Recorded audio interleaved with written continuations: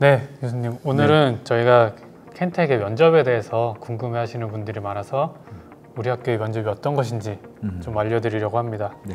교수님, 켄텍의 면접이 어떻게 구성이 되어 있죠? 네. 저희 켄텍의 면접은 크게 두 가지로 구성이 되어 있습니다. 첫 번째는 학생부 기반 면접이고요. 그리고 두 번째는 창의성 면접입니다. 그 중에서 학생부 기반 면접은 학생들이 제출한 서류를 가지고 학생들의 기본적인 학업 소양 능력을 확인하고요.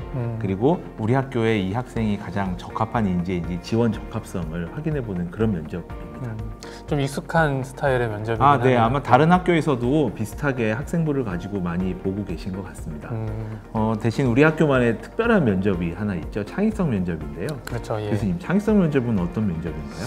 창의성 면접은 아마 처음 들어보셨을 수도 있을 것 같은데요. 창의성 면접은 단순히 수학 문제를 풀거나 하는 것들은 아니고요. 주어진 문제를 통해서 학생들이 자신만의 아이디어를 만들어내고 그것을 설득력 있게 전달할 수 있는지 서로 이야기하는 과정에서 학생의 역량을 살펴보는 면접이죠. 그럼 면접관하고 학생들이 서로 이야기를 주고받는 건가요? 그렇죠. 면접이 단순히 질문에 대한 답만을 하는 것이 아니라 네. 대화를 하는 거죠. 아. 교수님 작년에 창의성 면접 들어가셨잖아요. 네. 그죠? 올해 대학교 1학년 신입생들을 선발할 때 창의성 면접의 면접관으로 참여를 했었습니다. 아주 재밌는 경험이었어요. 어떠셨나요? 그 창의성 면접 시간이 충분히 이제 주어진다고 들었거든요.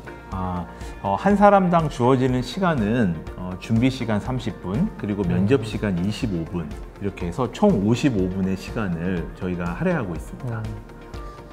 맞습니다. 그 55분의 시간 동안 학생이 충분히 30분 동안은 문제를 분석하고 자신만의 안을 개발하고 25분 동안 질의응답을 통해서 이야기를 하게 되는데요. 그 모든 과정이 어떤 정답을 찾아가는 과정은 아닙니다. 학생들이 자기가 논리적으로 개발을 하고 어떤 본인의 의견을 만들어서 설득력 있게 이야기할 수 있으면 그게 그 학생의 답이 되는 거겠죠. 그래서 우리 학교에서는 그 켄텍의 창의성 면접을 통해서 학생들의 창의적이고 좀 주도적이고 논리적인 능력을 좀 파악하고자 합니다. 30분 준비하고 학생들이 면접실에 들어오면 교수님들하고 또 면접관분들하고 한 25분 평가를 하는데요. 처음에는 저도 이 25분이 굉장히 길 거라고 생각을 했어요. 그렇죠. 그런데 학생들이 설명을 해주고 또 면접관들이 질문을 하고 이렇게 서로 주고받으니까 25분이 언제 지나갔는지 모르게 금방 지나가더라고요. 그래서 참 이렇게 평가하는 게 정말 좋은 즐거운 시간이었다. 아마 면접관들도 즐거웠고 또 학생들도 즐거웠지 않을까 이렇게 생각하고 있습니다. 학생에게 물어봐야 되겠네요. 네. 작년 같은 경우에는 그 켄텍 창의성 면접에서 다양한 자료를 활용을 했습니다. 저희가 지도 같은 데이터도 주었고요. 또 실제 어떤 입사량, 그 태양광 이런 데이터도 주었고 카드 형식으로 어떤 요약된 자료도 주어서 학생들이 이런 것들을 종합적으로 판단하는지를 살펴봤었는데요. 작년에 어떤 식으로 면접이 진행됐는지 좀 이해를 돕고 창의성 면접이 어떤 것인지에 대해서 좀 이해하실 수 있게 저희가 좀 시간을 마련을 해봤습니다. 물론 작년에 했었던 창의성 면접을 올해 그대로 다시 하지는 않습니다. 기본적인 취지는 저희가 살리겠지만 또 카드를 사용한다거나 하는 것들도 달라질 수 있고요. 또 지도가 없을 수도 있고 올해는 또 올해에 맞는 문제가 개발이 되겠죠. 그렇지만 작년에 어떤 식으로 되었었는지 그 면접장의 분위기를 조금 살펴보면서 창의성 면접을 어떻게 준비하면 되겠다 하는 아이디어를 좀 얻어가실 수 있지 않을까 싶습니다. 작년에 카드 형식으로 했다고 또 카드만 계속 이용하는 식으로 준비하시는 분들 후회할 수도 있겠죠. 그럴 수도 있죠. 알 수 없는 겁니다. 학생들이 창의성을 어떻게 잘 설명하는지 또 논리적으로 어떻게 설명하는지를 알아보기 위한 다양한 방법들이 있기 때문에 그런 것들을 잘 준비한 학생들이라면 올해 분명히 면접도 잘 볼 거라고 생각합니다. 물론이죠. 그러면 저희가 학생 3명과 함께 한번 면접을 직접 진행을 해보고 어떤 식으로 면접이 이루어지는구나 한번 알아볼까요? 그럼 학생들 한번 만나볼까요? 그러시죠. 안녕하세요. 안녕하세요. 자리로 앉아주시고요. 어서 오세요. 어서 오세요. 안녕하세요. 안녕하세요. 잘 오셨습니다.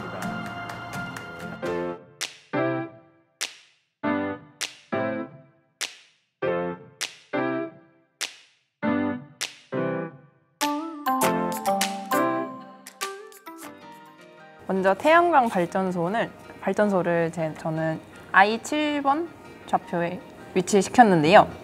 I7번이요? 네, 여기요. 일사량 분포를 보면 네.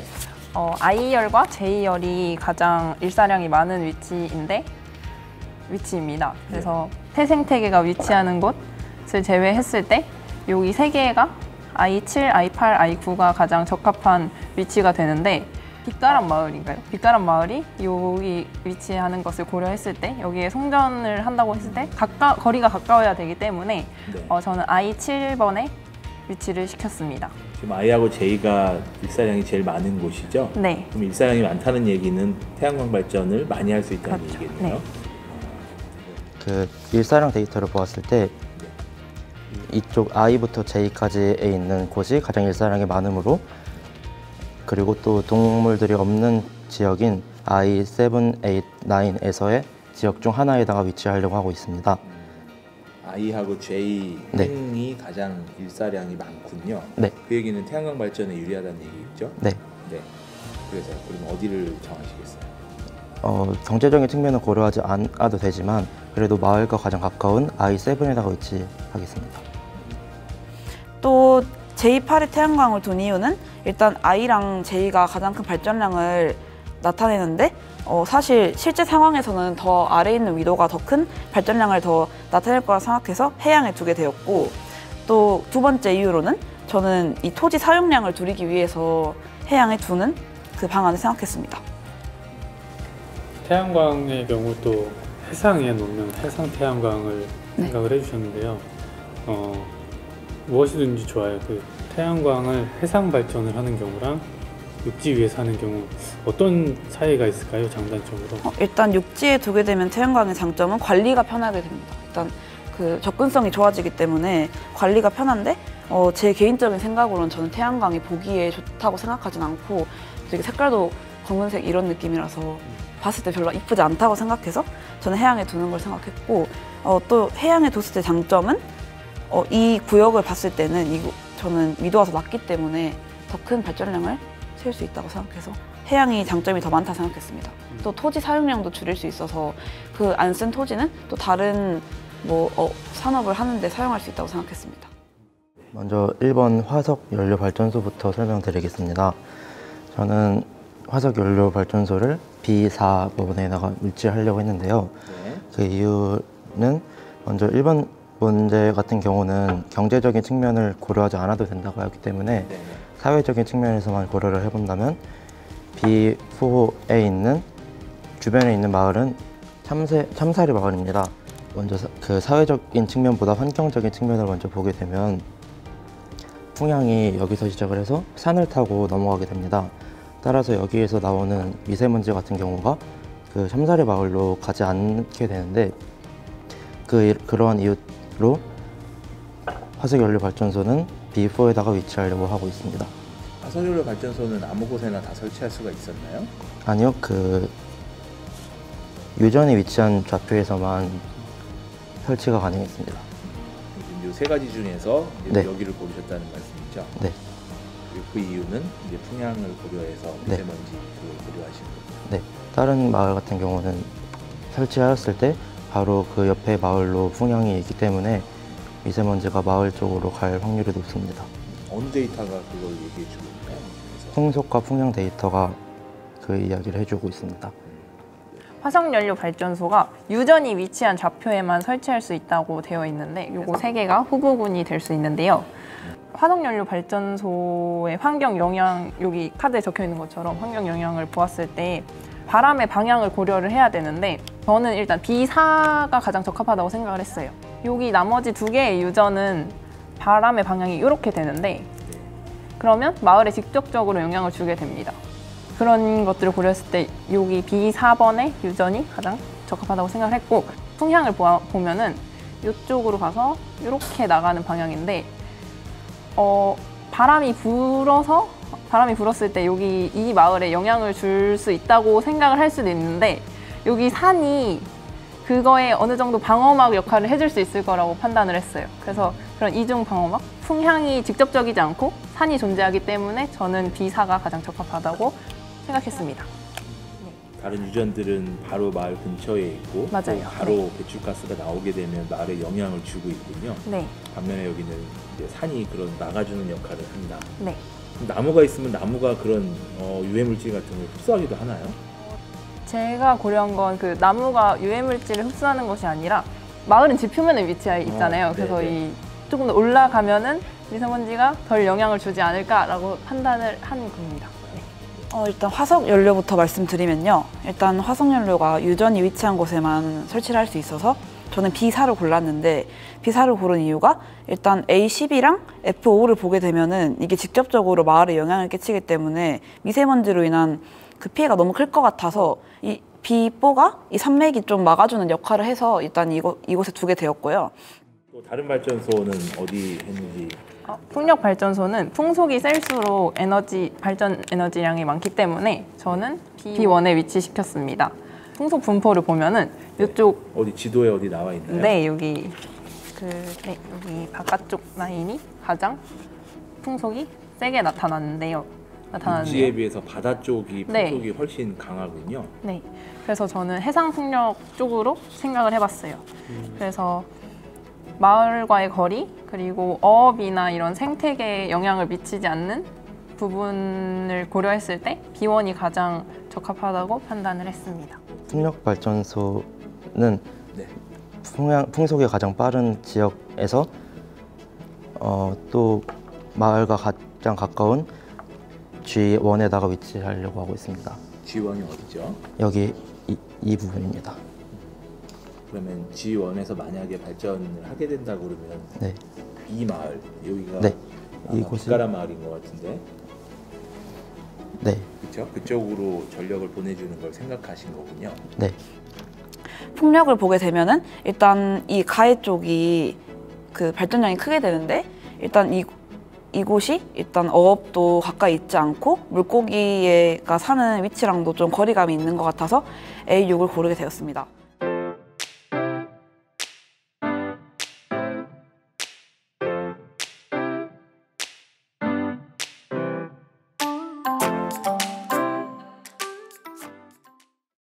문제는 고려해야 될 사항들이 더 많죠. 맞죠. 네. 그래서 조금 더 생각을 이렇게 정밀하게 만들어서 답변을 해주셔야지 좋을 것 같습니다.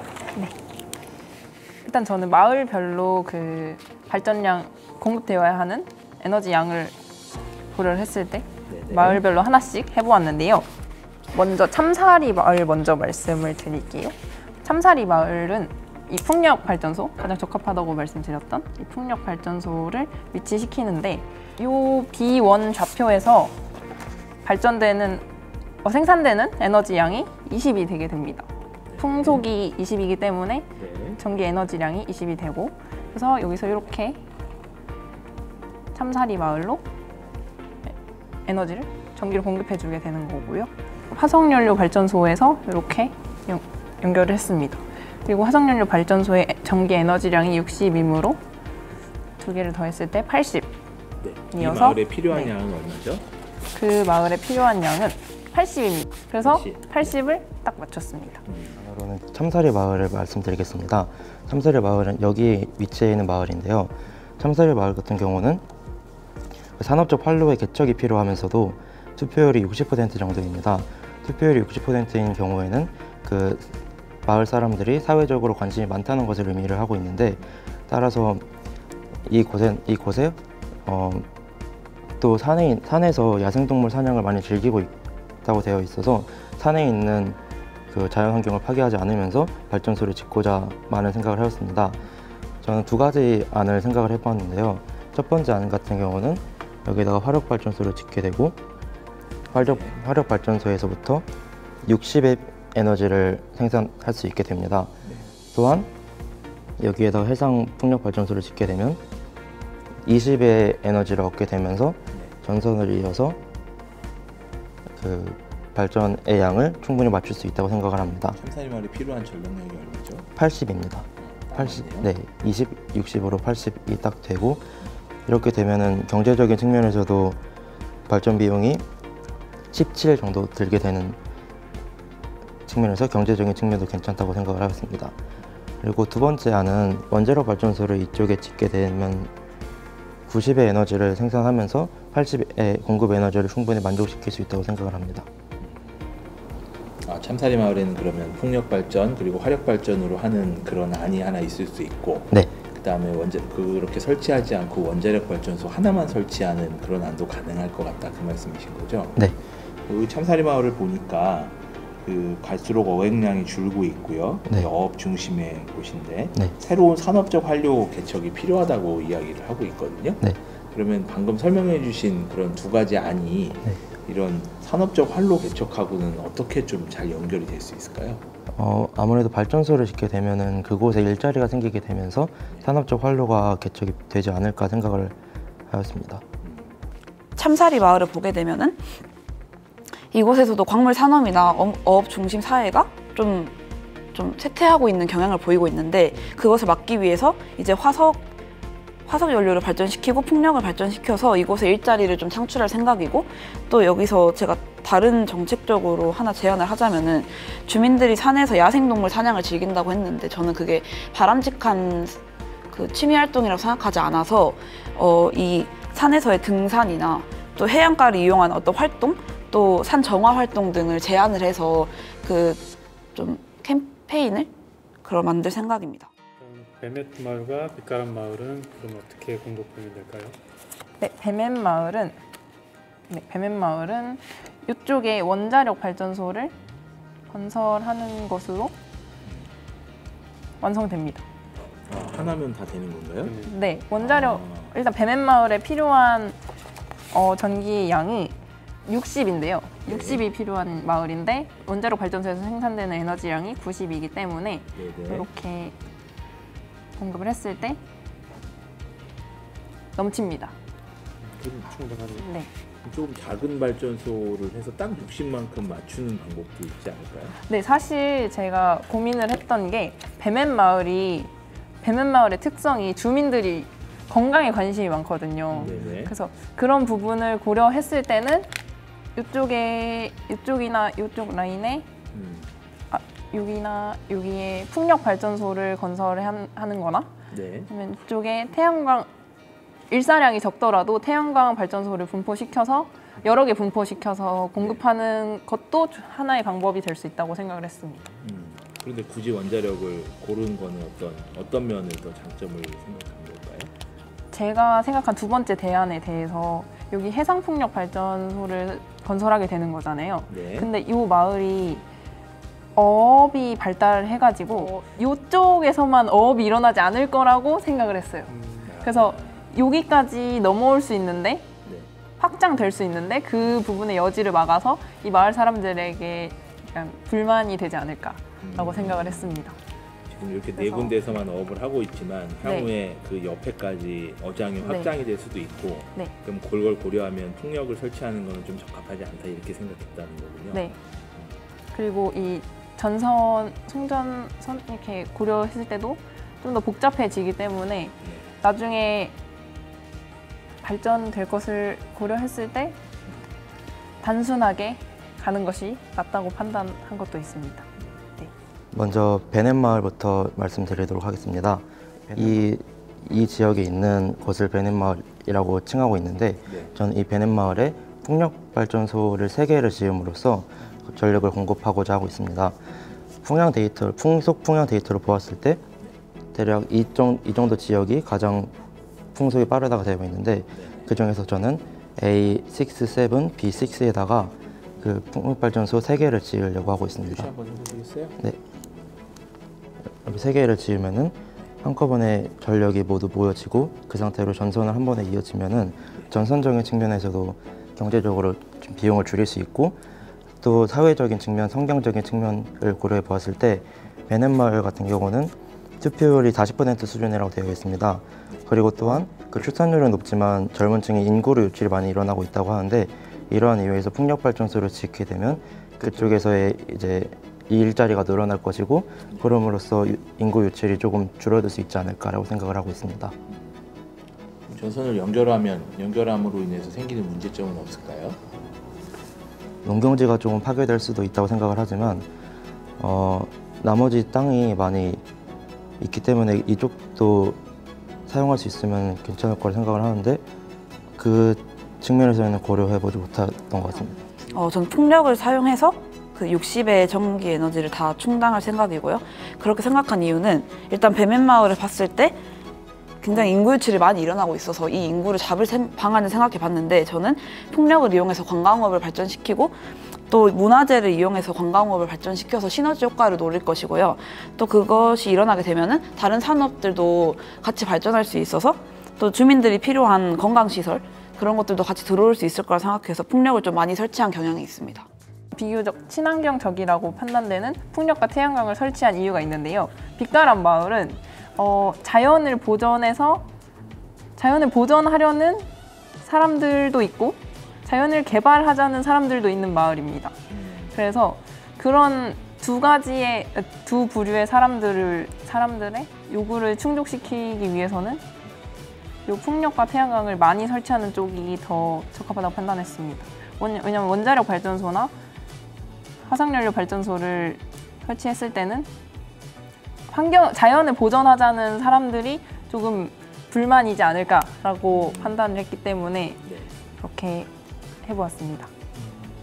빛가람 마을에서는 가장 신경을 많이 쓰게 되었습니다.